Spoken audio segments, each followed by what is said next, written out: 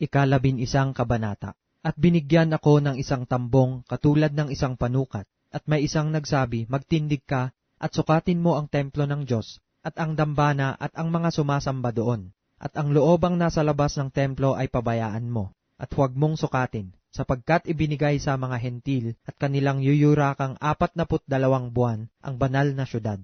At may ipagkakaloob ako sa aking 2 saksi, at sila'y magsisipanghulang 1,260 araw na nararamtan ng magagaspang na kayo. Ang mga ito'y ang 2 punong olibo at ang 2 kandelero na nangakatayo sa harapan ng Panginoon ng lupa. At kung nasain ng sinuman na sila'y ipahamak, ay apoy ang lumalabas sa kanilang bibig at lumalamon sa kanilang mga kaaway. At kung nasain ng sinuman na sila'y ipahamak, ay kailangan ang mamatay sa ganitong paraan. Ang mga ito'y may kapangyarihang magsara ng langit upang huwag umulan sa loob ng mga araw ng kanilang hula. At may kapangyarihan sila sa mga tubig na mapaging dugo, at mapahirapan ang lupa ng bawat salot sa tuwing kanilang nasain. At pagka natapos nila ang kanilang patotoo, ang hayop na umahon mula sa kalaliman ay babaka sa kanila, at pagtatagumpayan sila at sila'y papatayin.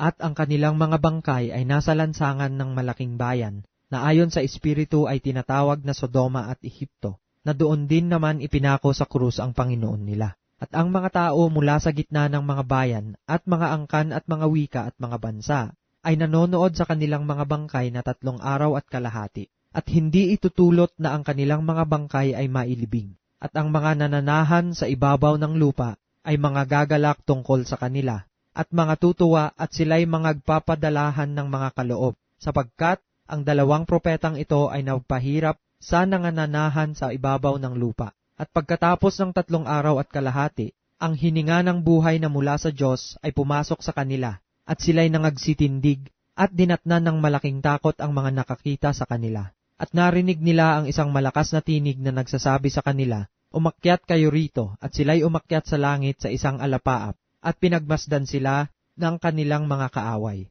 At ng oras na yaon ay nagkaroon ng isang malakas na lindol, at nag-iba ang 10 bahagi ng bayan, at may nangamatay sa lindol na 7,000 katao, at ang mga iba ay nangatatakot at nangagbigay ng kaluwalhatian sa Diyos ng langit. Nakaraan na ang 2 pagkaaba, narito nagmamadaling dumarating ang 3 pagkaaba, at humihip ang 7 anghel, at nagkaroon ng malalakas na tinig sa langit, at nagsasabi, ang kaharian ng sanglibutan ay naging sa ating Panginoon, at sa kanyang Kristo, at siya'y maghahari magpakailan-kailanman.